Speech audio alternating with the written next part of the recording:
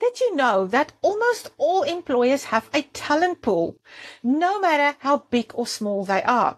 It might be something as simple as a list of people who applied or have been contacted before, or a sophisticated ATS system such as Taleo, Workday, SAP SuccessFactors, or more.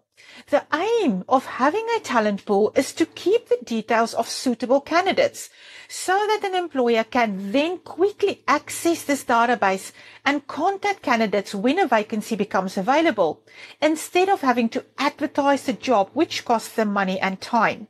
One of the most effective strategies is to get into this talent pool. If you're looking for a job before jobs are advertised, and be available to employers, and this also gets you past the filters of the ATS system, which are only active when a job is advertised. Now, recently, I did a fairly technical training on this, about how to get into these talent pools of employers with lots of examples, showing some tips and tricks to make this work. So if you want that full training, comment talent pool below and I'll send it to you.